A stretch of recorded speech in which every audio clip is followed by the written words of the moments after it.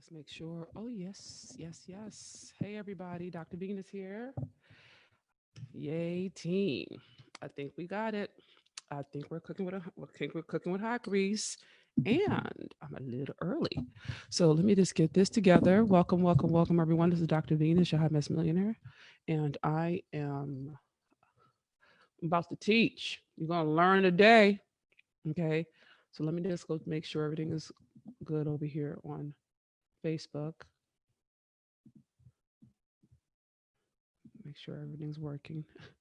I have to make sure I can see myself.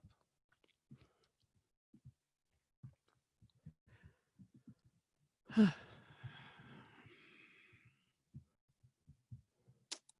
on. All right. All right. Here we go. Welcome, welcome, everybody.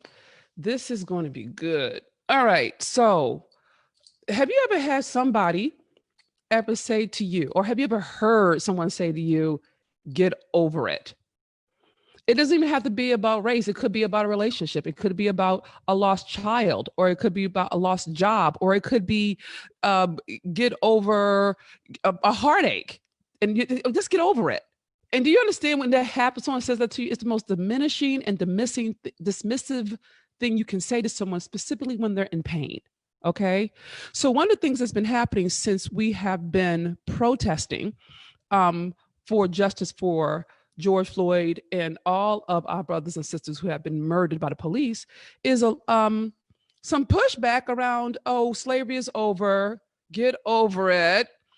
My people didn't whip your people. You know, I have nothing to do with slavery. That's not me. That's not my family. Or something like, well, my family died for this country. We worked hard. Have you heard any of those phrases? If you have, you're going to love this session, okay? Because we are going in. We're going in. We're going in. And instead of losing my temper, which I know I'm good for, all right, I decided to be educated. That's why I got the PhD thing going on. And I figured what I wanted to do with this particular show is to give you some language, some resources, and some understanding about how to combat those careless, insensitive, inflammatory statements. Okay. So, for those of you who are new to me, I'm Dr. Venus, your hot mess millionaire. Hot mess because I lived on the streets, eat out of trash, can't sleep in urine and beer for years. My ninth grade math teacher was the person who saved my life. And because of her tangible love, I eventually graduated from Stanford University with a second master's degree and a PhD. I have 4 degrees. Um, and the millionaire part comes from me taking all of my survival, turning them into systems that grossed over 5 million in less than 6 years without an MBA, without government funding, without loans, and without investors, simply by pimping my pain for peace, purpose, and profits. Whole different story, not this show. All right. This show is all about us. All right. This is about really staying the course in the face of ignorance and maliciousness. Okay. And just heartless stuff. So what I'm doing here is I'm taking all my platforms, every platform I got, and I'm turning it into a broadcast so that we can continue to move the human race forward by making sure all Black lives matter. Okay, not just the rich ones, not just the famous ones, not just the all the all the famous ones, but for regular folks like you and me, right? And so let's get in it. All right. So I'm gonna encourage you right now, share this, tag people, push it out. This is some stuff that if I had known when I was dealing with people early on, when people said some this asinine stuff, I have a response, because I didn't know anything different. But I want to make sure you know more so you can do better. So you may want to get a pen and pad out. I'm not even kidding you. My truth tellers, scribe, make sure, because some people are going to read through the comments, timestamp stuff so people can find it. Okay, just put the time in, all right? So they can see when they go through the feed how to do this. And I want to give a real big shout out to my mom, Nana. She's 75 years old, and she was the one who helped me get my timeline together. And I want to give a shout out to Trevor Noah from The Tonight Show for always being so respectful of African versus African American history. and it's not saying it's better or worse, but he's not lumping it all together. And sometimes people, when they try to do stuff, they lump stuff, and it loses the nuance that makes it unique to itself. Not high or low in terms of pain, but thank you, Trevor, for having that kind of brilliance and sensitivity. All right. And he feeds me. He's one of the people I listen to. So with that being said, let's just get all up into the timeline. Now, before I do that, make sure you know in the description, I've included my sources. So you can go fact check me all you want. All right. I've chosen excerpts from Forbes magazine, from history, I can't think of the name right now. The history thingy thing. Now I'm called a History Channel, but there's a website that's all about history, and it's there. And I also chose the Smithsonian. Okay, so I'm purposely using resources and source material that you can find, and I put the links in the description, so you don't have to take my word for it. You can go read it yourself. All right. And I'm going to do some commentary on it. I'm going to connect some dots. Okay. My intention is to be as brief as possible. So my intention, I'm not going to be a whole hour. That's my prayer. I'm shooting for 30 minutes. We'll see. And if not, then we'll just come back and do another segment. You see what I'm saying? I'll do another show, but I don't want to make it so long that it overwhelms your brain and you're like, oh my God, this is too much. So I'm just being a teacher about this. All right. So with that being said, let's just go ahead and start through the timeline. All right. Let me see. Okay. So let's just go. We're going to go slow with this. And I'm going to see if I can. I have some. Don't worry about me. Don't worry about it. Sometimes I try to do too much. I have some images. I'm going to split the screen, but I just want to get the information out. So let's just start from the beginning. Let's just start from 1619. That was when the first slaves were brought to North America, to Jamestown, Virginia, 1619. Okay. So that's the start of it. Write that date down so you'll know when people start talking shit. You say, oh, my people were, well, hey, we came here 1619 against our will, blah, blah, blah, blah, blah. Okay. Now, here's the thing. In 1773, write this down for yourself. In 1773, we had the very first riot, looting, protest that cost money and property damage for the colonies. It's called the Boston Tea Party. So in essence, the colonies were pissed off with England because they were trying to get money out of them that they didn't feel like they should have to pay. And so what they did was they took the tea and dumped it into the water. All right. Now we see tea like tea bags. This was tea like money. It was merchandise. So what they were doing literally was pour money down the drain in very, very literal terms. And it wasn't a neat fight. So I want you to hear that. So when people start talking about property damage, talk to them about the Boston Tea Party. Ask them what's the difference. I mean, and that way you don't have to get mad. You're like, okay, I'll give you that. Let's say you're right that we are damaging property. So how does that tie to the Boston Tea Party when they were fighting for their right to be free? So I want to make sure you caught that. All right. So I want to give you some language so you can handle motherfuckers. All right. So that's the first thing I'll put in. And then I want to go right into, and I want to walk you through this. I want to go right into 1863. Now, 1863 is the Emancipation Proclamation. It's the time, documented moment when Abraham Lincoln freed the slaves, theoretically. Now, I want you to understand, Emancipation Proclamation was not about freeing the slaves. It wasn't an altruistic action. It wasn't because he loved slaves. It wasn't that at all. All right.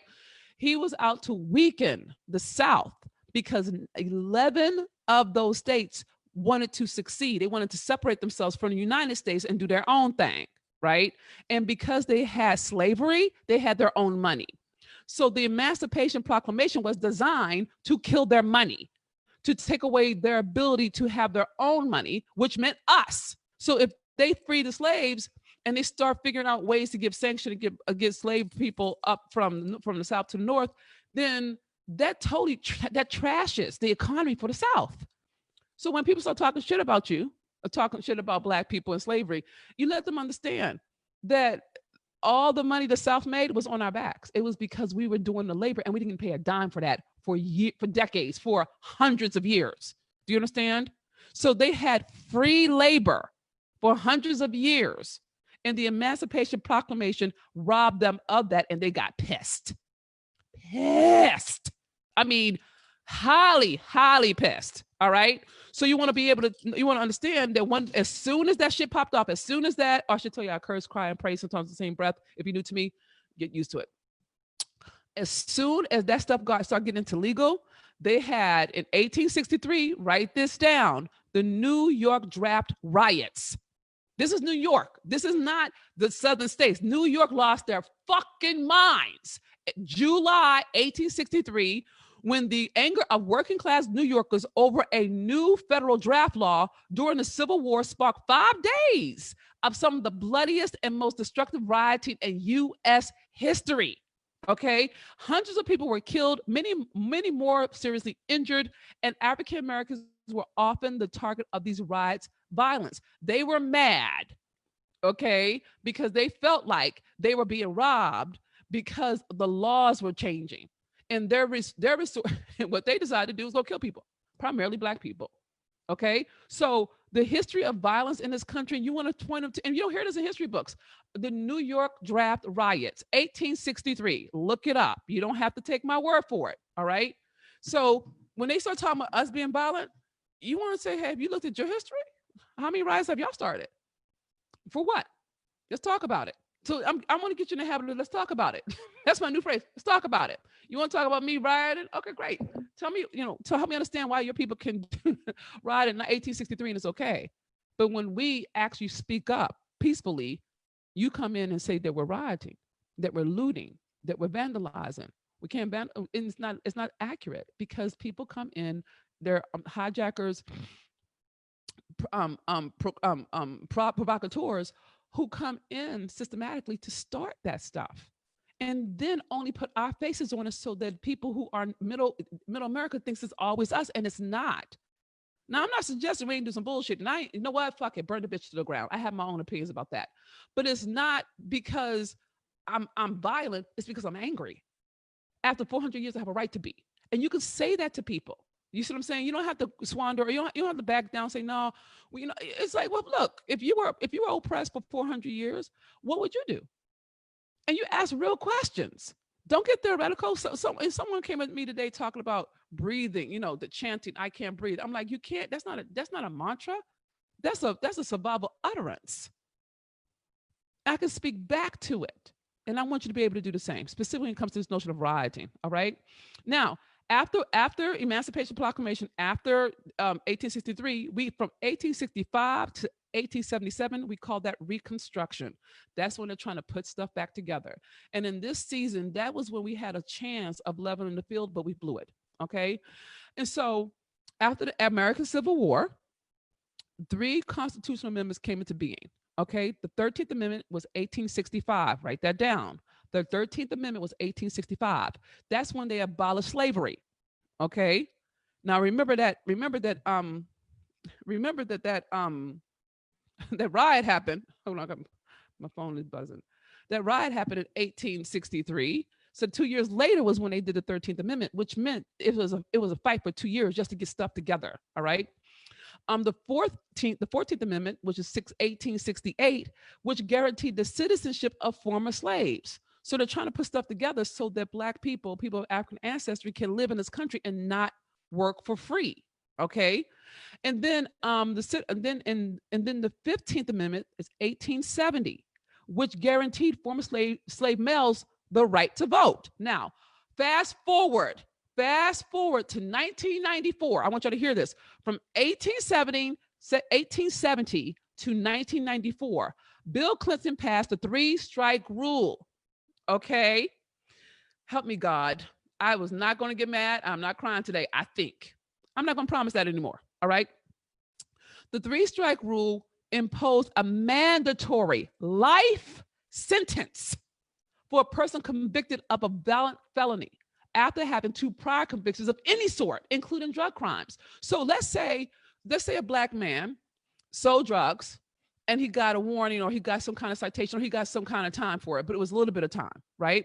Or he had a bunch of driving tickets, all right? And then something pops off and somebody says it's violent, or like let's say he gets into an altercation and somebody gets hurt, not even necessarily dead, but hurt, and this is tried as a violent felony, because he had those two smaller priors, now he goes to jail for life with no argument. Bill Clinton's people did that shit. Okay. Now, here's why this is important for you to understand today. Not too long ago, Snoop Dogg announced to the world, and I love him for it, that he was going to vote for the first time in his life. Do you know how many Black men do not get to vote because they have a felony? Do you understand the way that the system is built out? From Jim Crow all the way up to mass incarceration, it's designed to have Black men not be able to vote. That is a deliberate thing. If you don't have a vote, you don't have a voice. Okay, please make a note of that. If you don't have a vote, you don't have a voice. One of my truth tellers, please hashtag that shit, write it down, because part of the thing you want to notice is all this shit is happening in an election year. It's not happening when it doesn't matter. It's happening now. So you want to notice, like, oh, now we're messing with people who can vote. Can we mail in our vote? Who has the right to vote? You know, it's this whole thing, because the way that America is designed is through laws being passed. Well, you can't vote somebody in or vote somebody out. Not just the president. I'm talking about your congressmen, the people in the circuit courts, the people who get to say what kind of money goes into building roads and school for your kids. Those are all votes. And if you don't know that, or if you get robbed of that choice, then you are now effectively silenced in the structure called democracy. Okay, so that's important to note. That came down in 1994, and Clinton even said, I was wrong. It was too harsh. And it also gave no room for negotiation. You know what I'm saying? You couldn't even fight it really good, because it was set up, that 3-strike rule, because they were doing that war on crime, and that was the platform that he was working on when he was doing his thing. And so we became, again, the scapegoat for their dreams. Okay, so please make a note of that. All right. All right. So going back to Reconstruction. All right. So you got your 3 laws, right? And we're trying to get our shit together. But in the midst of this comes Jim Crow. Jim Crow, 1865. Let's just start there. Write down the term Jim Crow. Okay.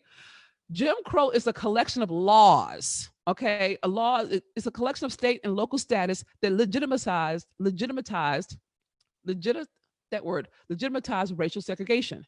It was named after a Black minstrel show called, Jim Crow was a Black minstrel show was when white people would put on blackface and mimic the actions and the dances that we did for entertainment by mocking us. Okay. So when you see people, Kim Kardashian, wearing blackface or whiteface, that is harkening back to a history of ridicule and abuse. All right. So it was in that era. It was in Reconstruction. Inside of Reconstruction, there's a section called Jim Crow. Inside of Jim Crow, they have a series of laws that they created to keep us down, to keep us separate, to keep us working for free. It's inside of Jim Crow that we get sharecropping. Sharecropping is where you get free from massa, but you can't leave. So now you have to work the land, but when you work the land, they give you the seeds and all the equipment. But even though you work the land, you end up owing them money even afterward. Even after you do all the work, they rig it so that you can never get out of debt. So in essence, you become a slave in a different name. And if you look at your paycheck, it's a slave in a different name. It's just Jim Crow in corporate America. It's just Jim Crow in terms of only being able to live hand to mouth by virtue of not being paid enough, not getting the same kind of credentials, not being able to have the same kind of access so you can own something versus rent something. Do you see what I'm saying? That's still Jim Crow present day. How about you, girl, if you're catching this? Let me just check up on it. Okay, before I go to the next piece. I'm going to come look at this page. Let me see. God, let me see it.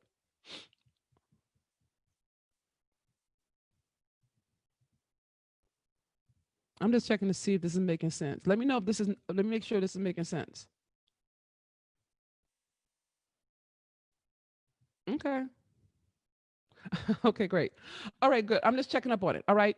So I want you to start seeing that the stuff that you've been talking about in your real life, in terms of, in terms of what we've been talking about, people of color, even poor whites, even though they don't think that they're being the biggest trick white rich men have played on white poor people is to have them believe that even if they are the poorest, whitest trash on the planet, they're still better than being a black person.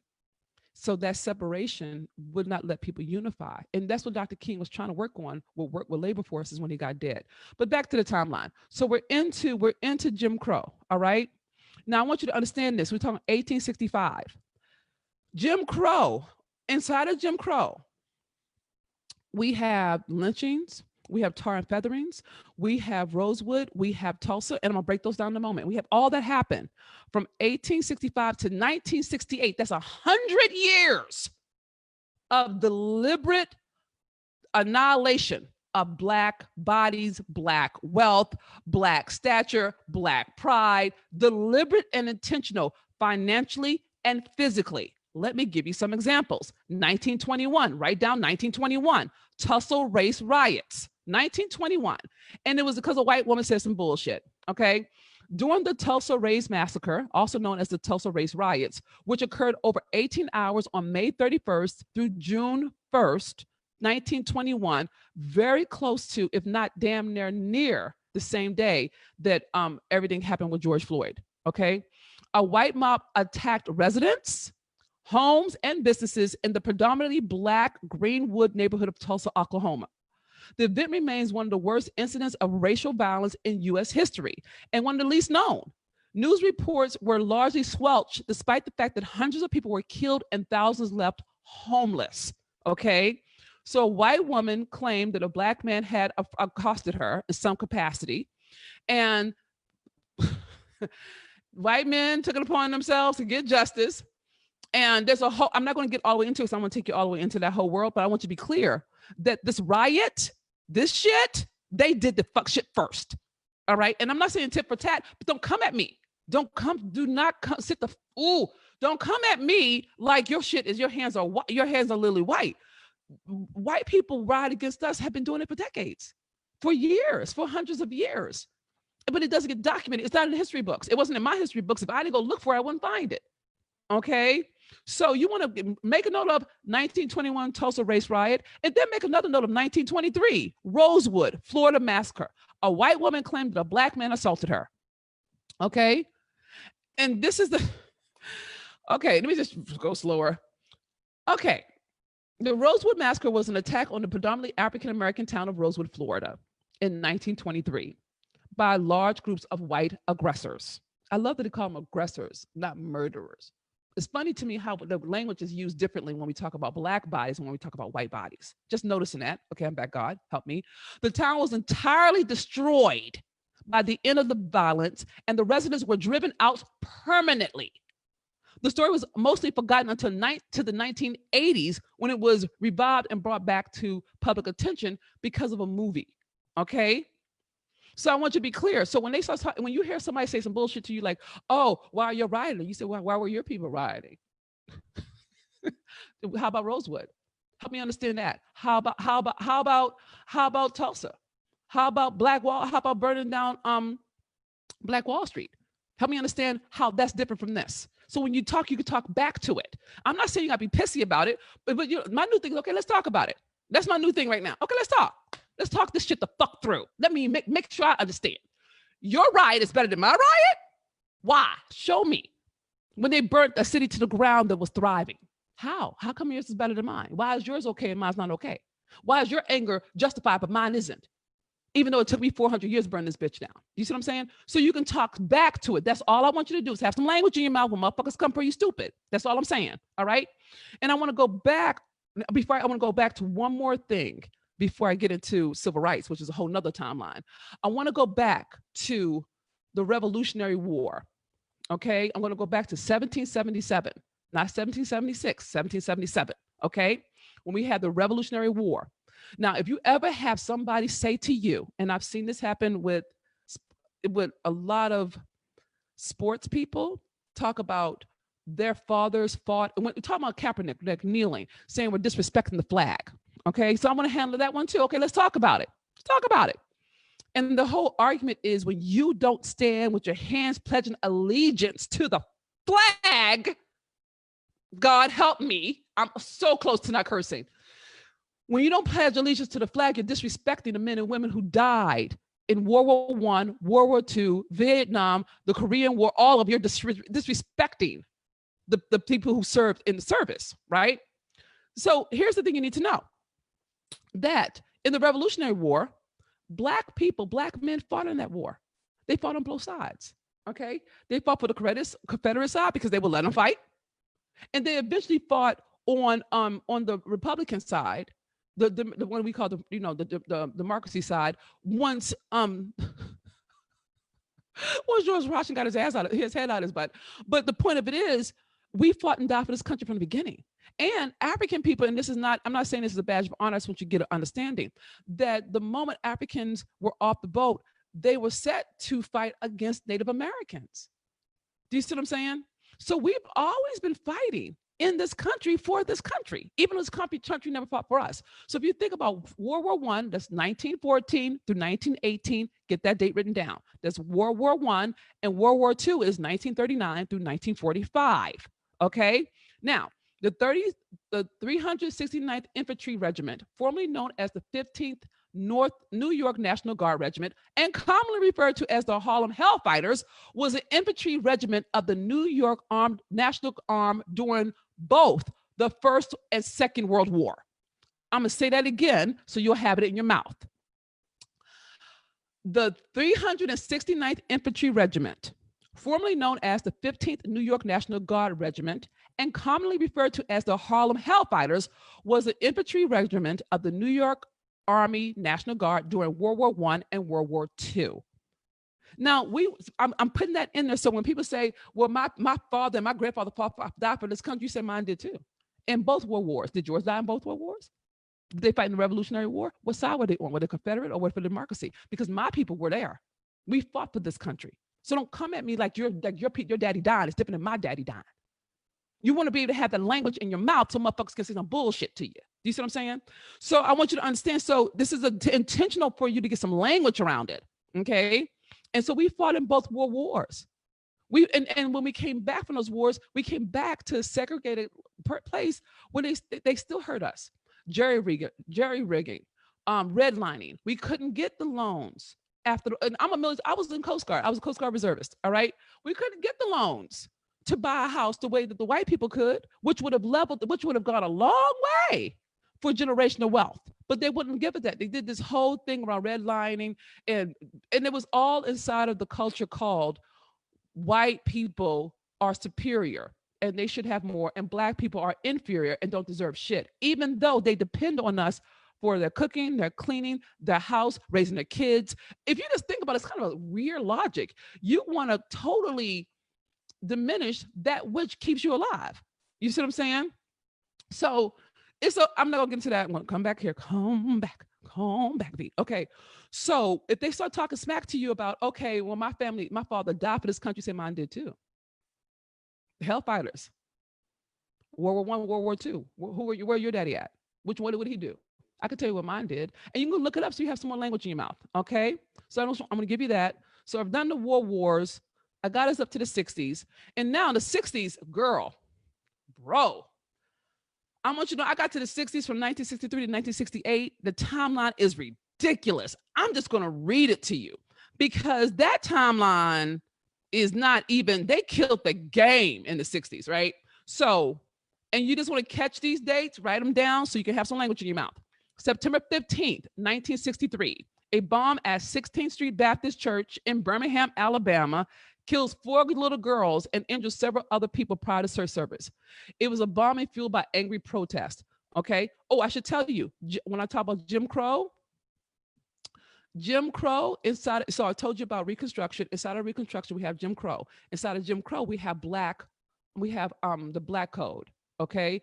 Those are rules. Those are different kinds of laws that went around to really keep Black people enslaved, scared, running for their lives, and terrorized by white people.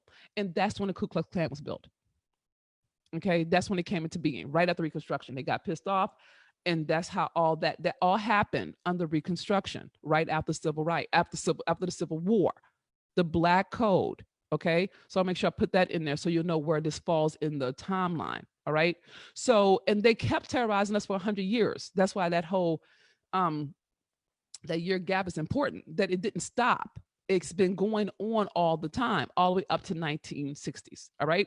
So, and we saw this in Ava DuVernay's movie Selma, the bombing of the church and the baby girls getting dead, all right, being murdered by white supremacists. That was September 15th, 1963. July 2nd, 1964, President Lyndon Johnson signs the Rights Act of 1964 into law, preventing employment discrimination due to race, color, sex, religion, or national origin. Title 7 of the Act establishes the U.S. Equal Employment Opportunity Commission, EEOC, to help prevent workplace discrimination. You should also know that in the 1980s, Reagan tried to roll it back, just so you know.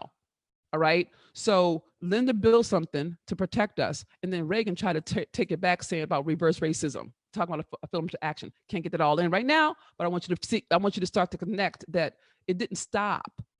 The same way that Trump is trying to roll back or has undone some things Obama has done, or a lot of them, this is what they do. Okay. And it's interesting that they'll do all this just to keep. It's fascinating to me that they're so fucking fascinated with us that they can't live without us. You know what I mean? It's like it's a fascinating thing. You know, it's almost like I said, sometimes I feel like that Trump's in love with Obama. I think I have opinions, y'all. I think that come back, focus. Okay. All right. So March 7th, 1965, Bloody Sunday. In the Selma to Montgomery March, around 600 civil rights marchers walked to Selma, Alabama, to Montgomery, to Montgomery, the state's capital, in protest of Black vote suppression. So they were suppressing Black voters, scaring us, intimidating us, having us have to have a bunch of ID. Sound familiar? Local police blocked and brutally attacked them. So when people talk about, look at the police brutality, this has been going on. After successfully fighting in court for the right to march, Martin Luther King and other civil rights leaders led 2 more marches and finally reached Montgomery on March 25th. Okay, but notice that they attacked us, they killed us, they beat us, and there was no recourse. But we kept trying, and we kept marching, and we kept standing, even though, and it was peaceful protest. They're the ones who are violent, but they try to make it us. Okay, August 6th, 1965. Gotta do this, yes. President Johnson signs the Voting Rights Act of 1965 to prevent the U.S. Come on, Venus, finish it. Come on, Venus. Let me finish. Let me take some water.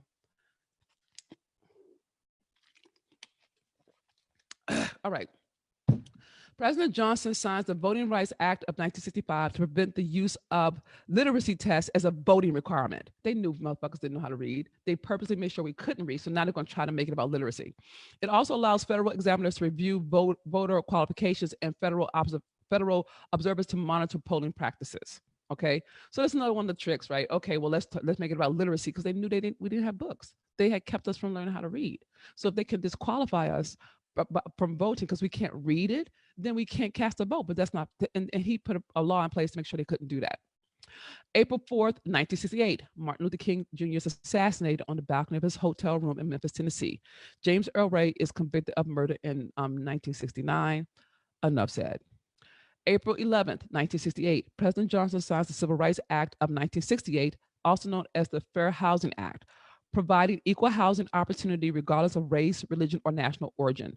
This is important because the way that people will build wealth in this country is through land, through owning land. That is how America is built, okay? And if you can't own land, you can't build generational wealth. It's hard to, okay? So I'm stopping in 1968 intentionally because I don't want to overwhelm you, but I want to have a couple of words. All right.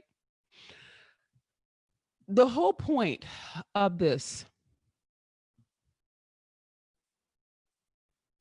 is I'm no longer willing to be quiet when white people say some bullshit to me about history. If another white person says to me, all lives matter, I have language now. Instead of me getting mad, which I'm not opposed to, just so you know, I think a good tongue lashing is Always good for the course when it's justified. Okay. But I want to be able to talk about it in a real way. So when someone says to me, all lives matter, or text me that or put it in one of my posts or something that's remarkably tone deaf, I could say, well, all lives don't matter because Black lives don't matter.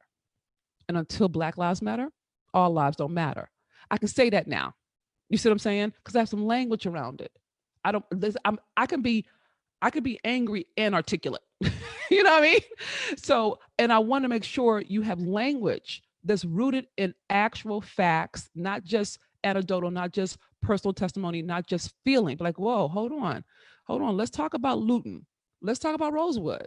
Let's talk about violence. Let's talk about history and your father in the wars. Well, mine was there too. Why is yours better than mine? Why? It's a real question. And then, you can send them to the Smithsonian, you can send them to the History Channel, you can cite this stuff. It's not you making it up. So I'm committed that you have language. All right.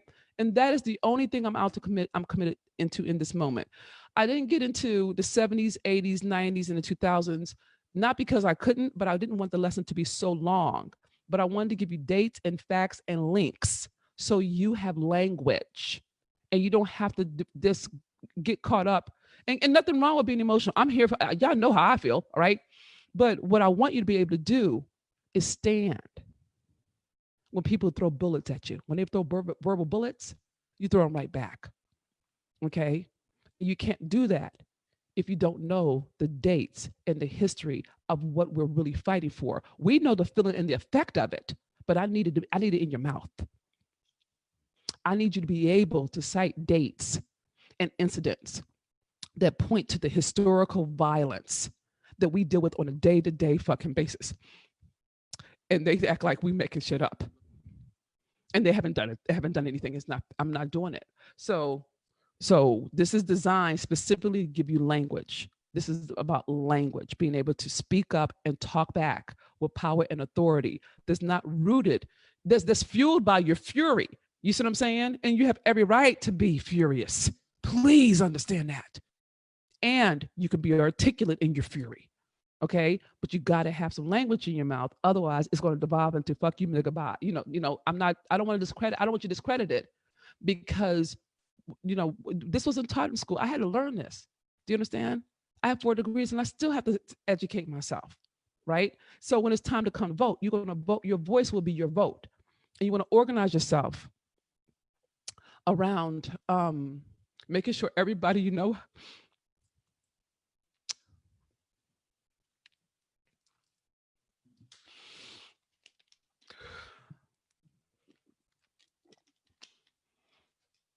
making sure everybody that the rest vote. Because the way that this country is built on the vote. And they didn't teach us that. They didn't help us understand that it's the vote that matters. And so when you have people, if you have us saying, we're not going to vote, you're killing us. We gotta vote. You gotta vote. And you want to have your whole family vote, your church vote, your sorority vote, your fraternity vote. You want to have everybody within your reach. You have to have them vote. Okay. And you gotta look at stuff and read some stuff. It won't take long. It's just like if you're gonna read the lyrics to a rap song, you can read the stuff about who these people are and see if they're for you or against you. It ain't that hard. Ain't no big deal. We do it every day. You know what I'm saying? So I'm pausing right here. So I don't end up, crying at you. But know that I love you. All right. This is Dr. Venus. I love you. I'm proud of you. You're doing great. You really are. It's the first time in a long time I felt hopeful that there's something's changing, that white people are waking the fuck up and they're getting on the page. Do you see what I'm saying? And they're not doing the whole spiritual bypass or the, I don't see color thing and all that. They're getting it. You know what I'm saying? And we haven't had this kind of support historically, even in abolition. It was different. But so I'm feeling hopeful. And I'm encouraging you to stay the course. Don't get distracted with petty stuff. Don't get distracted with all that. All right. Stay the course. keep standing, keep marching, keep sharing information, keep taking videos, because they don't believe our word, but they'll believe the camera, right? So I'm going to surrender the mic so I don't make this too long. Know that you love beyond measure, my sweet sister of success, and the brothers who love us. If you were fed by this word, this life, giving word, this life, altering world, please pay it forward. Pay it forward. This share. How are people ever going to get educated so that they can actually fight not in their feelings, but be able to fight with their knowledge? You see what I'm saying? If you don't give them the shot, if you don't give them the tools, this is a tool. That is why I did it this way. Okay. That's all I got for now. Know that you love, and